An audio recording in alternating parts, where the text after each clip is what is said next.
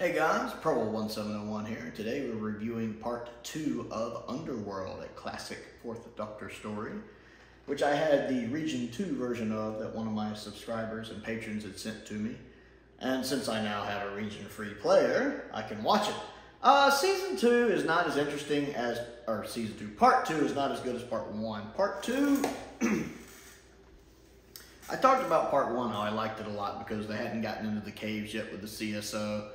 And the model effects look really good. The model effects continue to look really good here. They're not used much because the ship's only doing stuff at the beginning. That effect when the ship breaks through all of the mud that's trying to basically entrap it, when it shoots through it, that's a really cool effect. When it hits the mud or the liquid part of the other planet, that's a pretty neat effect. So there's a few ship effects at the beginning that are really good. But we only have those at the beginning because the story does, of course, eventually get to the part where the ship is landed and we enter the infamous CSO caves, which, I'm going to be honest, aren't as bad as I remember and certainly aren't as bad as their reputation. Now, that very first shot you get when you see all the Trogs running looks really bad. And I think they show that same shot like 15 seconds later again. And that one shot where they're running for whatever reason, I guess because of the skyfall, looks bad. But the rest of the CSO doesn't look that bad. Like the fringing doesn't look like I thought it would. The little outline where it's badly noticeable is nowhere near as noticeable as it is on other Doctor Who stories, like say in the Green Death when you see it. It's nowhere near as bad. Maybe it's because the caves are dark, so you don't see it as much. You can see it a little around Tom's hair. Tom's hair is probably hard to work around. But the CSO really didn't bother me that much, to be honest, with the caves. I mean, it was obviously, it's obvious that's what it was. I think if you're watching it and you're little, it's not really going to bother you at all. You might think it looks a little off or a little weird, but you're not going to notice much about it. As an adult, I still don't find it off-putting. Maybe it's because I've only seen the story once before, and it was several years ago.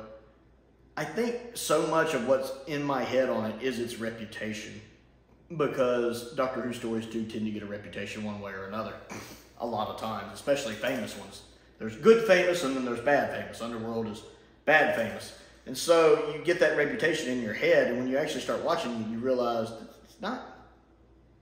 The CSO work doesn't look bad, especially in some scenes when they're actually having to move like from the background into the foreground and vice versa, and when they're having to like transverse different things, like the one guy who's running away, one of the Trogs on there, the one that ends up in the ship, you know, he's having to duck and move through things. You see people looping around and hiding behind rocks. That's all choreographed really well, actually. I was impressed by how well they choreographed their movements to the background scenery of the cave work.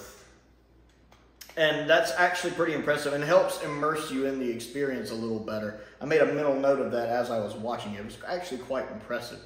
So there's a lot of that CSO work, because they spend a lot of times in the caves. But I didn't really find it off-putting at all. My biggest problem with Part 2 is the story itself. It's just a bit uninteresting in Part 2. Part 1 had a lot going on. It kept me engaged. Part 2, I found myself getting bored. I just wasn't engaged with the story. There was a lot of, we have to go to do this, and I'm like, I don't care. So it was far more the story than it was the special effects hampering me on this one. I just found it a bit dull. Now, Tom is great in here. He continues to be great. I love when he's talking to Leela. She's like, lucky. He goes, physics aren't luck. Physics are facts. Are facts. Is facts. Are facts. Whatever. I love that bit, because that sounds like something I would do on the channel.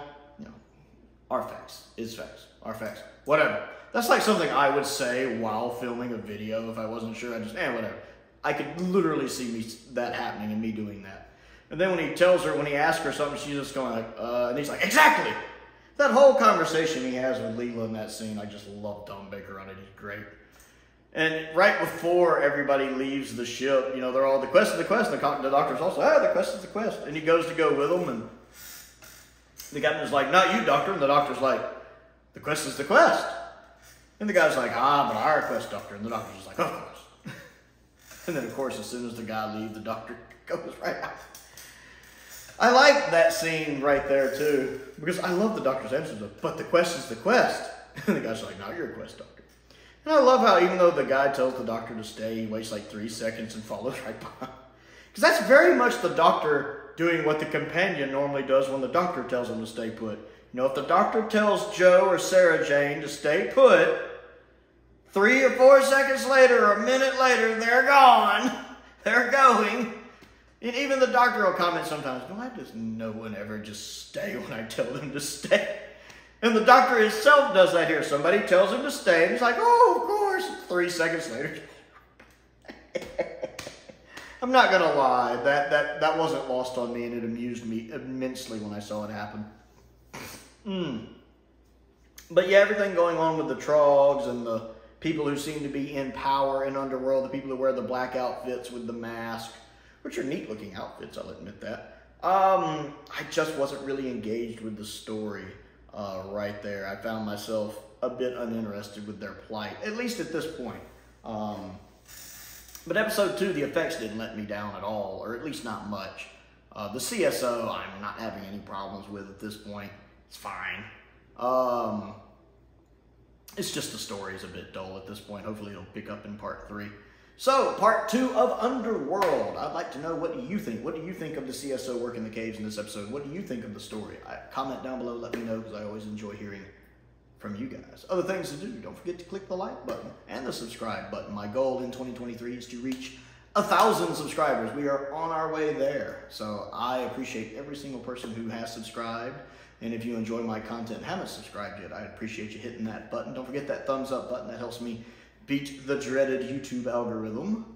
I'm always in competition with it.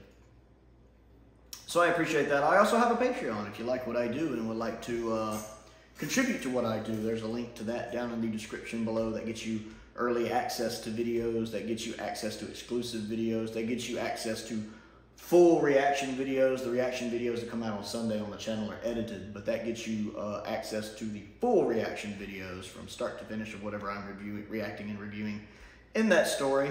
I also have a P.O. box if there's anything you would like to send me. This was actually sent to me by one of my patrons, JLBWHO, this DVD. So if you want to send anything, my P.O. box is down in the description below, as is a link to my Amazon wish list. I want to give a shout out to some of my top tier patrons, Stephen Crane, Finn Perkins, and Colin Coney. I appreciate their continued support, as I do the support of all of my patrons. Most importantly, thank you for watching.